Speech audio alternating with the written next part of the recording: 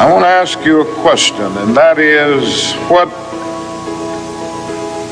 is in your life's blueprint? This is the most important and crucial period of your lives, for what you do now and what you decide now at this age may well determine which way your life shall go. And whenever a building is constructed, you usually have an architect who draws a blueprint.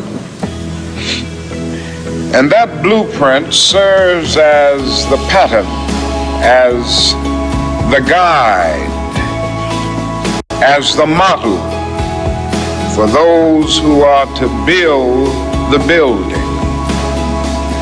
And a building is not well erected without a good, sound, and solid blueprint.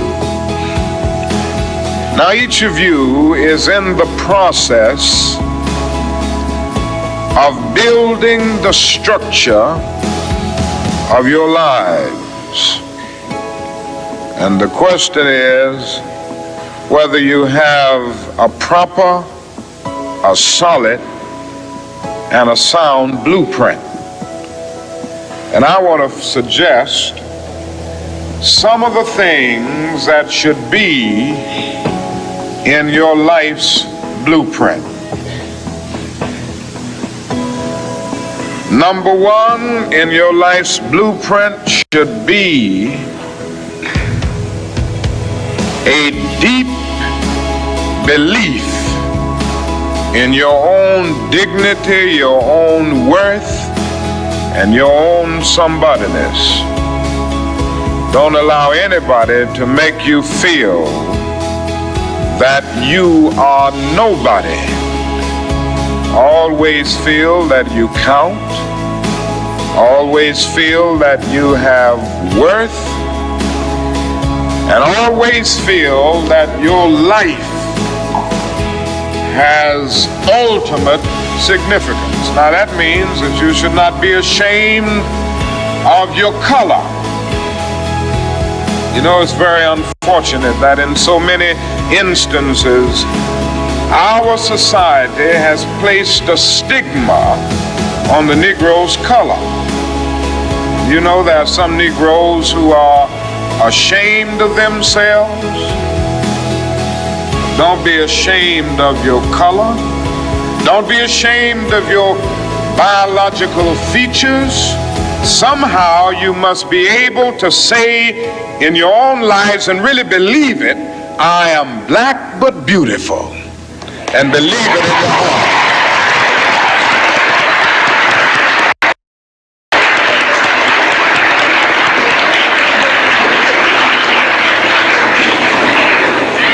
And therefore you need not be lured into purchasing cosmetics advertised to make you lighter.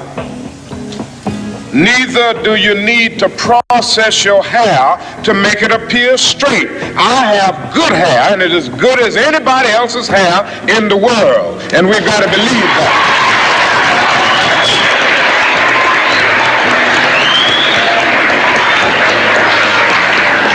Now, in your life's blueprint, be sure that you have that a principle of somebodyness. Secondly, in your life's blueprint, you must have as a basic principle the determination to achieve excellence in your various fields of endeavor. You're going to be deciding as the days and the years unfold what you will do in life, what your life's work will be. And once you discover what it will be, set out to do it and to do it well. And I say to you, my young friends, that doors are opening to each of you. Doors of opportunity are opening to each of you that were not open to your mothers and to your fathers. And the great challenge facing you is to be ready to enter these doors as they open.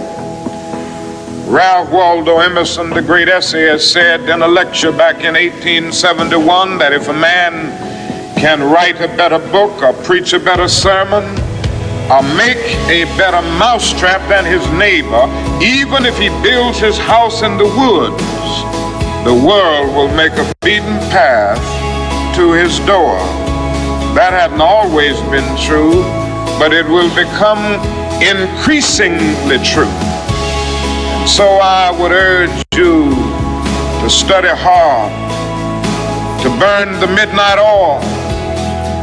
I would say to you, don't drop out of school, and I understand all of the sociological reasons why we often drop out of school. But I urge you, in spite of your economic plight, in spite of the situation that you are forced to live so often with intolerable conditions, stay in school. And when you discover what you're going to be in life, set out to do it as if God Almighty called you at this particular moment in history to do it. And just don't set out to do a good Negro job, but do a good job that anybody could do. Don't set out to be just a good Negro doctor, a good Negro lawyer, a good Negro school teacher, a good Negro preacher, a good Negro barber, a beautician, a good Negro skilled laborer. For if you set out to do that, you have already flunked your matriculation exam for entrance into the University of Integration. Set out to do a good job and do that job so well that the living, the dead, or the unborn couldn't do it any better.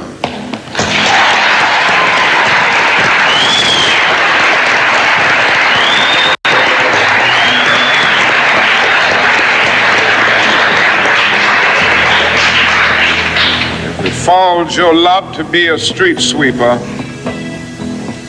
Sweep streets like Michelangelo painted pictures. Sweep streets like Beethoven composed music. Sweep streets like Leontine Price sings before the Metropolitan Opera.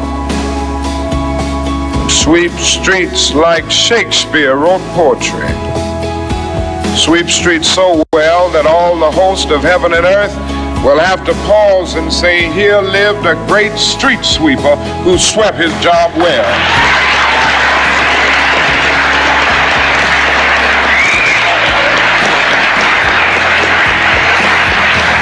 If you can't be a pine on the top of the hill, be a scrub in the valley. But be the best little scrub on the side of the rill. Be a bush if you can't be a tree. If you can't be a highway, just be a trail. If you can't be the sun, be a star. For it isn't by size that you win or you fail. Be the best of whatever you are.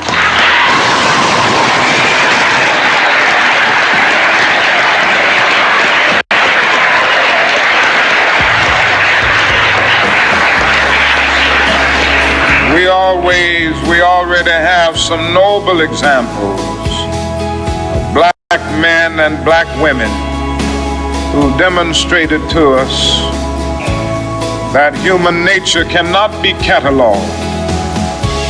They in their own lives have walked through long and desolate nights of oppression, and yet they've risen up and plunged against cloud-filled nights of affliction, new and blazing stars of inspiration.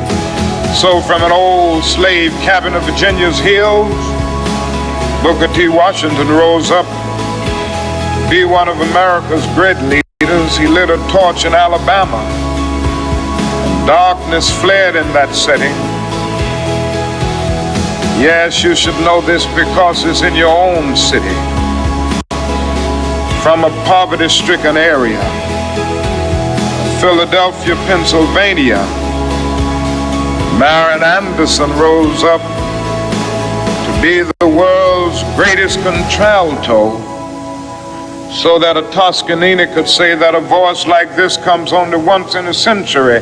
And Sibelius of Finland could say, my roof is too low for such a voice. From the red hills of Gordon County, Georgia, and the arms of a mother who could neither read nor write, Roland Hayes rose up to be one of the world's great singers and carried his melodious voice into the palaces and mansions of kings and queens.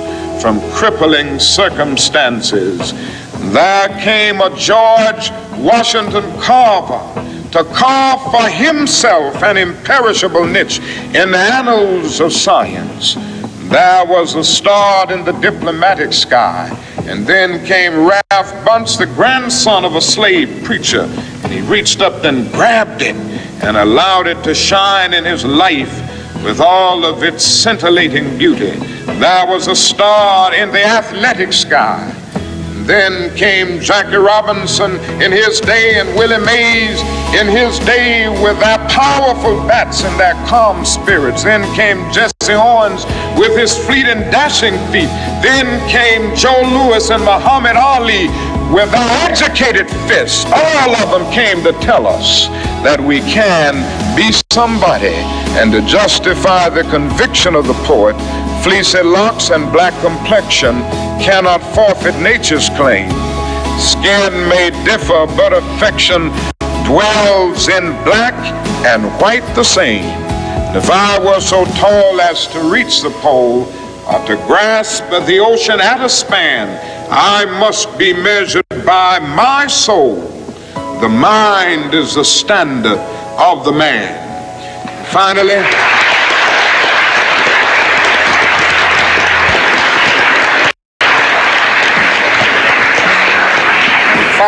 in your life's blueprint must be a commitment to the eternal principles of beauty, love, and justice. Don't allow anybody to pull you so low as to make you hate them. Don't allow anybody to cause you to lose your self-respect to the point that you do not struggle for justice. However young you are, you have a responsibility to seek to make your nation a better nation in which to live. You have a responsibility to seek to make life better for everybody. And so you must be involved in the struggle for freedom and justice. Now, in this struggle for freedom and justice, there are many constructive things that we all can do and that we all must do. And we must not give ourselves to those things which will not solve our problems. You've heard the word nonviolent and you've heard the word violent. I happen to believe in nonviolence. We struggle with this method with young people and adults alike all over the South, and we have won some significant victories, and we've got to struggle with it all over the North because the problems are as serious in the North as they are in the South. But I believe as we struggle with these problems, we've got to struggle with them with a method that can be militant, but at the same time does not destroy life or property. And so our slogan must not be burn, baby, burn. It must be build, baby, build. Organize, baby, organize.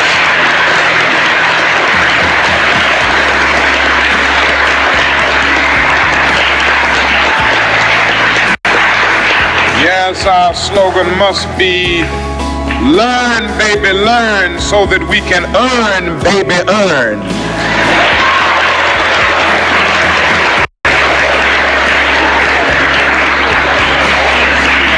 And with a powerful commitment, I believe that we can transform dark yesterdays of injustice into bright tomorrows of justice and humanity.